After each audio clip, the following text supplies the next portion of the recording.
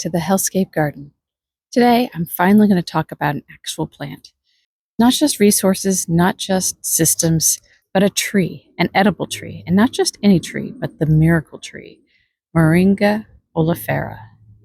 If you live in Phoenix and you want something that grows fast, feeds your birds, survives summer, and comes back from the dead, this is your kind of plant.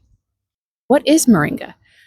Well, moringa is native to northern India, but it also grows across Africa, Southeast Asia, and Central America. It's sometimes called the drumstick tree, horseradish tree, ben oil tree, or miracle tree. The leaves are dense with vitamin A and C, calcium, iron, and even protein.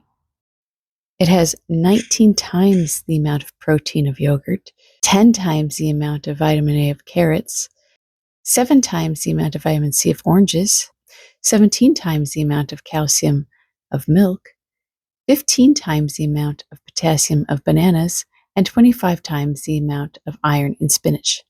Yes, superfood is not a real category, but more of a marketing term. But it has complete protein, and it contains 9 essential amino acids, making it a rare and excellent protein source for vegetarians and vegans. It's antioxidant rich, high in quercetin, which may help lower blood pressure, and anti-chlorogenic acid, which can help moderate blood sugar levels. And it's also anti-inflammatory. The immature seed pods are edible. The flowers are edible. The leaves can be dried into a powder for long-term storage. In India, the pods go into curries and sambar. In the Philippines, the leaves go into tinola. In parts of Africa, dried leaf powder is used to combat malnutrition. This is not just a decorative tree, it's a food system. So why does it work in Phoenix? Well, moringa loves full sun, heat, fast-draining soil, and infrequent watering. So basically, Phoenix. Spring is the right time to plant. Wait until the nights stay above 50 degrees. And remember that cold soil plus wet conditions equals rot. So how do you plant it from seed? Well, if you remember nothing else, remember this. Moringa hates transplanting. It throws down a deep taproot almost immediately. And if that root gets kinked or disturbed, the plant stalls. Best practice, sow direct into the ground or use a deep tree tube. Plant seeds about 1 inch deep in well-drained soil. Don't over-amend with compost. Water deeply once planted, and keep lightly moist until germination. Germination takes about 7 to 10 days in warm soil. How fast does it grow? Fast. In the Phoenix heat, it can grow 1 to 2 feet the first month, 6 to 10 feet in the first growing season, even up to 18 feet. It grows like it's trying to prove something. If planted in spring, it could reach 18 feet by August. If you want leaves instead of a tall and spindly tree, top it off at 3 to 4 feet. That forces branching. More branches equals more harvest. So when it comes to watering, this is where people mess up. Moringa is drought tolerant once established, but seedlings need consistency. So for the first 4 to 6 weeks, water every 2 or 3 days in hot weather. Let soil dry slightly between waterings. And for an established tree in the summer, water deeply at least once a week and every 10 to 14 days if soil drains well.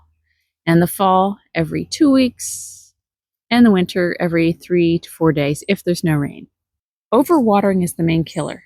It is drought tolerant, not swamp tolerant. If you have heavy clay, plant it on a mound. Also, plant it away from the cement walls. If it's too close to the walls radiate heat and cook it. Now, every Phoenix gardener panics during the first winter. When temperatures drop into the 30s, the leaves yellow, the branches look brittle, and it could look completely dead. Do not rip it out. Moringa often dies back to the trunk or even to the ground and then resprouts once the soil warms in spring. You can cut it back before winter or wait until spring to remove dead wood. Either works. It may look tragic in January, but it's unstoppable by July. Now, I've tried to grow moringa a couple times, and at first I was unsuccessful because of rodent issues.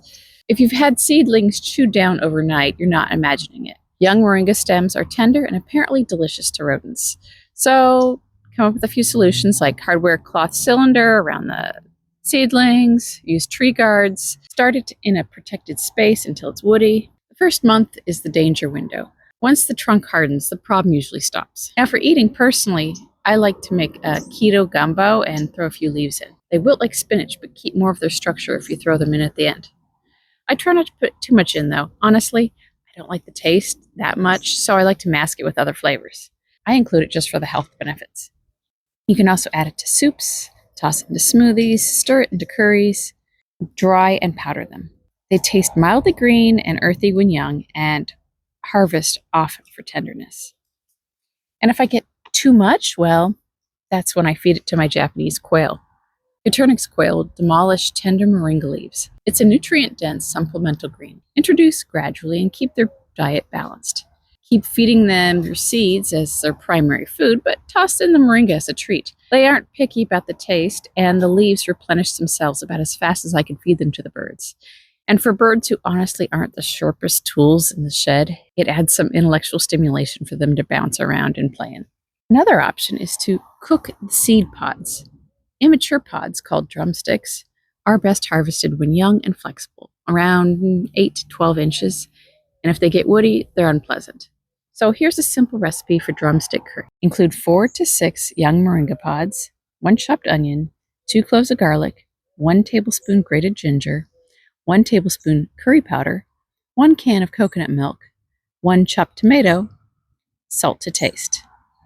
So you cut the pods into 2 to 3 inch sections, saute the onion, garlic, and ginger, add curry powder and toast briefly, add tomato and coconut milk, add the pods, simmer 20 to 30 minutes until tender.